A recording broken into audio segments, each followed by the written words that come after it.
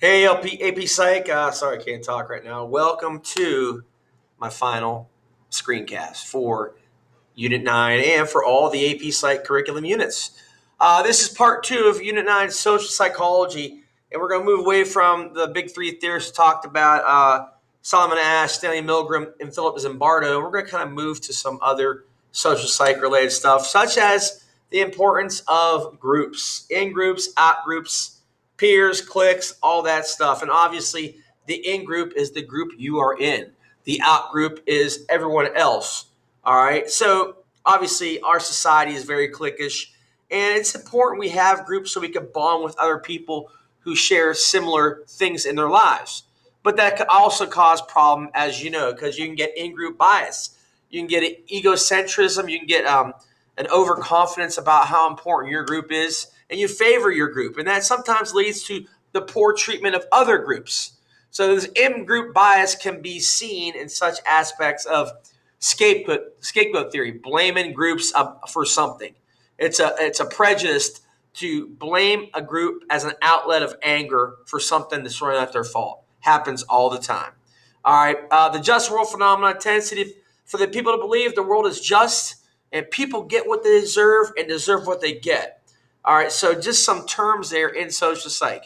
Now, real simple aggression. We see it all the time in social psychology. Conflicts between groups. It can get ugly. You saw this a while back with the demonstrations in the streets between groups such as the Proud Boys, Antifa, some Black Lives Matter groups, some extreme right groups who had these aggressive conflicts while they're protesting in the streets. And this conflict also, it can lead to what's called a social trap.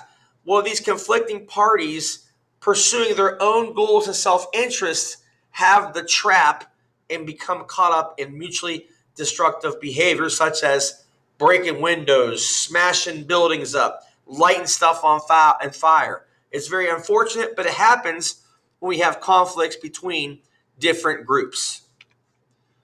All right, attractiveness. Why do we become attracted to other people, other groups of people, individuals? Social relations talk about something called the mere exposure effect. Just by being around somebody or a group of people a lot, it increases your chance of liking them. All right, and that just happens out. You may be hanging out with a particular group for a while, and you're going to grow more inclined to like them. And attractiveness does have, unfortunately, we are still not to the point in our society where we treat people based on merit only. Some superficial aspects of our society, good people, good-looking people get the jobs, get the good jobs. For example, the presidents of our United States have mostly been tall. It's just a fact. All right, passionate love versus compassionate love.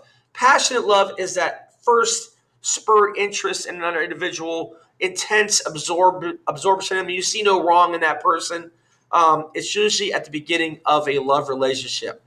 But the companionate love thing is the most important for an enduring relationship because this deep affection, it becomes intertwined with the other person and obviously has much more success in a long-term relationship.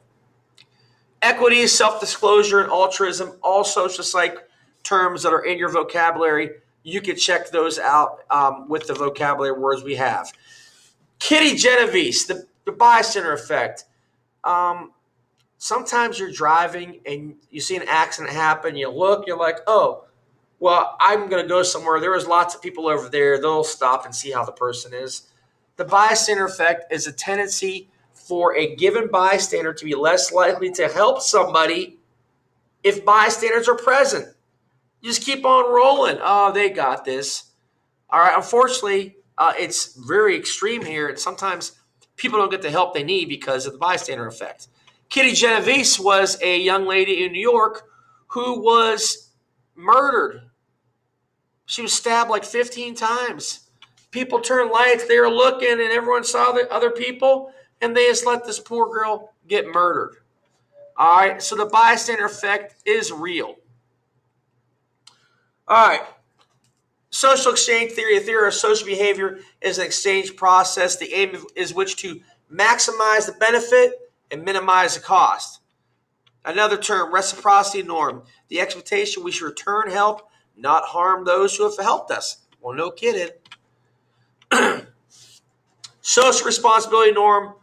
I wish these last two terms here, I wish our country and our society was more in tune with these. And I really want you to understand this. We should help those who need help. All right? We shouldn't just wait for a natural disaster to help others. It should be the norm for us to be responsible for our society, the common good of people. And superordinate goals, shared goals that override our differences. We need more of that. We should come together and override these differences in our society. Help the common good. Help humanity. Be more in tune with one another and lead us to a happier society. I just want you to understand that, and please take that away from this slide. All right, last slide. The graduated and reciprocated initiatives in tension reduction.